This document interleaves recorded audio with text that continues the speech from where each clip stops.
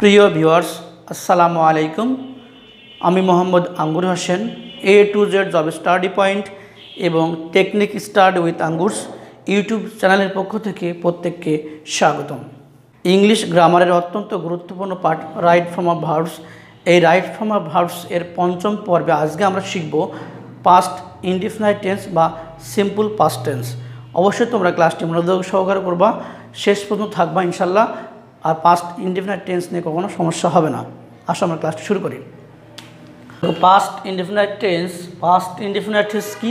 অতীতকালের ক্রিয়ার কাজ অতীতে হয়েছিল বোঝায় এবং তার ফলাফল আর বিদ্যমান নেই এমনটা বোঝায়, সে তাকে বলা হবে পাস্ট ইনডিফিনাইট টেন্স। আমরা একটা উদাহরণ দেখে নেব। দেখো, আমি গতকাল স্কুলে গিয়েছিলাম। দেখো, এখানে গিয়েছিলামটা ক্রিয়া, এই ক্রিয়ার কাজটি অতীতে সংঘটিত হয়ে গেছে কিন্তু এর ফলাফল আর বিদ্যমান নেই। এটা হবে কি? Past indefinite tense. Past indefinite টেন্সের বাংলা রূপ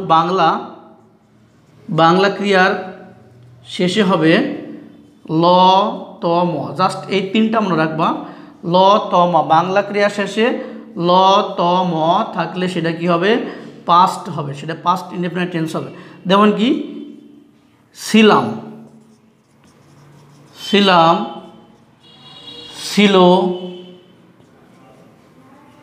ছিলেন, যেত, যেতাম ইত্যাদি।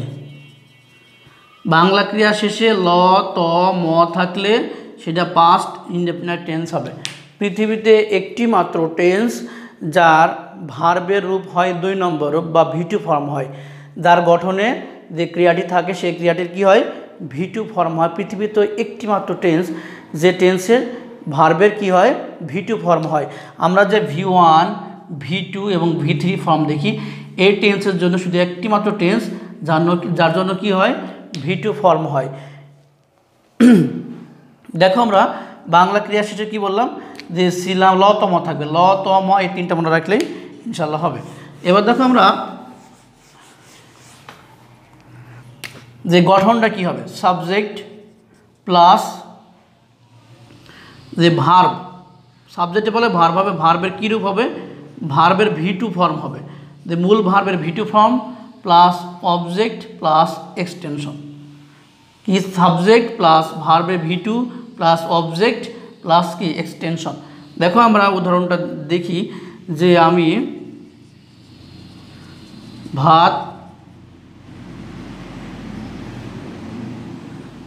খেলাম, তাহলে কি হবে? দেখো, আই অ্যাট রাইস। আমি ভাত খেলাম, কি হবে? I ate rice. অ্যাট মানে দেখো EAT, এটা V1 ফর্ম, AT এটা যে V2 ফর্ম এবং EATEN এটা V3 ফর্ম। আমাদের এই ফর্মটা লাগবে, ভার্বের যে V2 V2 ফর্মটা লাগবে। তাহলে দেখো, সাবজেক্ট প্লাস কি? ভার্বে V2 plus object plus extension. এই গঠনে সকল পাস্ট ইনডিফিনাইট টেন্সের এইরকম গঠন হবে। দেখো, আমরা কয়েকটি টেন্সে বাংলা লিখব এবং বাংলায় সময় উল্লেখ থাকতে পারে, যে গতকাল, অতীতের কোনো সময় উল্লেখ করা থাকতে পারে। গতকাল বা গত রাত্রে বা গতকাল বিকেলে, এমন সময় উল্লেখ থাকবে যেটা অতীতের কোনো সময়, অতীতের কোনো সময় উল্লেখ থাকতে পারে। দেখো, মাঠে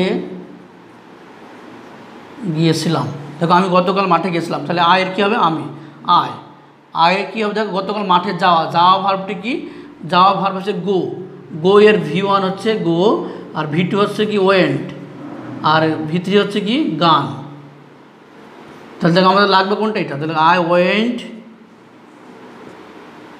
মাঠে, কি মাঠে এ আছে না, তাহলে to field, I went to field yesterday. তাহলে দেখো, I went to field yesterday, তাহলে গতকাল এই সময়টা অতীতের একটা সময় উল্লেখ আছে, গতকাল।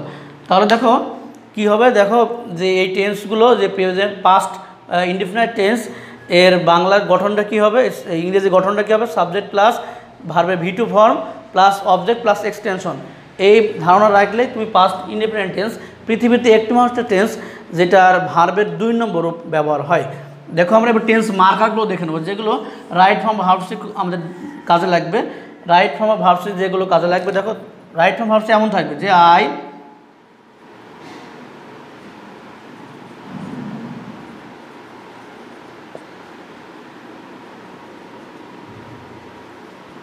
দেখো দেওয়া থাকবে যে I write a letter last night. তোমাকে এই ভার্বটার রূপটা পরিবর্তন করতে হবে, ভার্বটার সঠিক রূপ দিতে হবে। রাইট ফর্ম অফ ভার্বস মানে কি, মানে ভার্বের সঠিক রূপটা তুমি দাও টেন্স অনুযায়ী। দেখো এই লাস্ট নাইট, এটা টেন্স মার্কার বা টেন্স ইন্ডিকেটর বলছি। এই লাস্ট নাইট যেখানে থাকবে সেই টেন্সটি কি পাস্ট ইনডিফিনিট টেন্স হবে। এগুলো আমরা দেখে নেব। তাহলে এটা হবে I wrote, WROT, wrote a letter last night. তাহলে এমন হবে, তাহলে কি আই রোট হবে, এটা কী হবে V2 ফর্ম হবে। এটা ছিল V1 ফর্ম, আমাকে V2 ফর্ম করলে এটা হয়ে যাবে। তাহলে এটা কি বুঝলাম, এটা রাইট ফর্ম অফ ভার্বস। এইভাবে বিভিন্ন জব বলো, বিশ্ববিদ্যালয়ে ভর্তি পরীক্ষা বলো, মেডিকেল ভর্তি পরীক্ষা বলো, 11তম থেকে 20তম করে যে কোনো চাকরি পরীক্ষায় এটা অনেক গুরুত্বপূর্ণ রাইট ফর্ম ভার্বস। এগুলো বিভিন্ন শূন্যস্থানে এগুলো আসে বা MCQ টাইপ প্রশ্ন এগুলো আসে, আমাদের জাস্ট কারেকশন করতে হয়। তাহলে দেখো এই ধারণা থাকলে তুমি যদি টেন্স মার্কারগুলো জেনে যাও তাহলে কখনো সমস্যা হবে না। আসলে আমরা সহজভাবে টেন্স মার্কারগুলো জেনে নেবো বা টেন্স ইন্ডিকেটরগুলো জেনে নেবো। কী কী দেখো, ইয়েস্টারডে, লং সিন্স, কয়েকটা কথা দেখো, ইয়েস্টারডে, লং সিন্স, এগো লাস্ট, এগো, তারপর যত লাস্ট,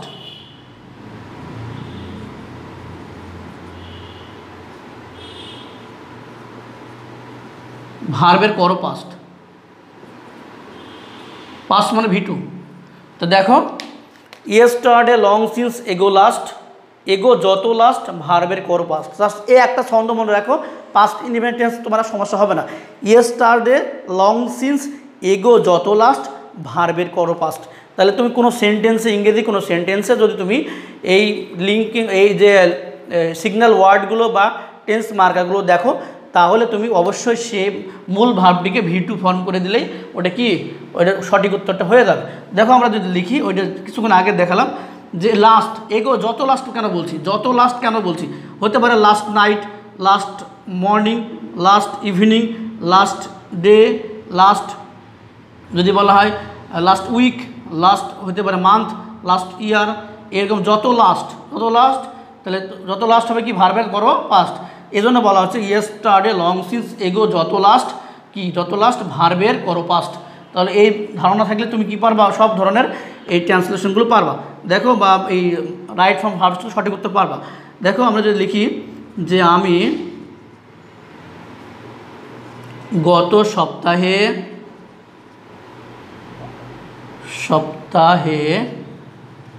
কলকাতা গিয়েছিলাম। দেখো আমি গত সপ্তাহে কলকাতা গিয়েছিলাম, তাহলে কি হবে, আই যাওয়া ইংরেজি ওয়েন্ট, V2 ফর্ম করতে ওয়েন্ট। তাহলে আই ওয়েন্ট, কেন দিচ্ছি ওয়েন্ট, কারণ গিয়েছিলাম লতম আছে এবং গত সপ্তাহে, এটা কি অতীতের একটা সময় উল্লেখ করছে। তাহলে I went to Kolkata,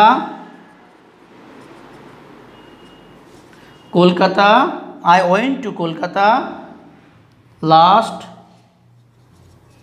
week, last week শেষ। দেখো আই ওয়েন্ট টু, আমি কলকাতায় গিয়েছিলাম লাস্ট উইক মানে গত সপ্তাহে। এই হচ্ছে আমাদের পাস্ট ইনডিফিনিট টেন্স। আরও কয়েক জায়গায় পাস্ট ইনডিফিনিট টেন্স হয়, যেমন it is high time, it is time, কয়েক ক্ষেত্রে হয়, সেগুলো আমরা নেক্সট পড়াবো। কিন্তু আপাতত মনে রাখো যে পাস্ট ইনডিফিনিট টেন্স, এই ধারণা রাখো, পাস্ট ইনডিফিনিট টেন্সের 90% ইনশাল্লাহ কভার হয়ে যাবে। আজকের মতো এ পর্যন্ত। যদি তোমাদের ক্লাসটি ভালো লেগে থাকে অবশ্যই কমেন্টে তোমাদের মতামতটি জানাও এবং মেনশন করে প্রিয়জনকে ক্লাসটি দেখার সুযোগ করে দাও। যদি পেজে তুমি নতুন হয়ে থাকো পেজটি ফলো দাও, আর যদি ইউটিউব চ্যানেলে নতুন হয়ে থাকো ইউটিউব চ্যানেলটি তুমি সাবস্ক্রাইব করে দাও এবং পাশে থাকা বেল বাটনটি বাজিয়ে দাও পরবর্তী ভিডিও নোটিফিকেশন পাওয়ার জন্য। আজকের মতো বিদায়। আমি মোহাম্মদ আঙ্গুর হোসেন। আসসালামু আলাইকুম ওয়া রাহমাতুল্লাহি ওয়া বারাকাতুহু।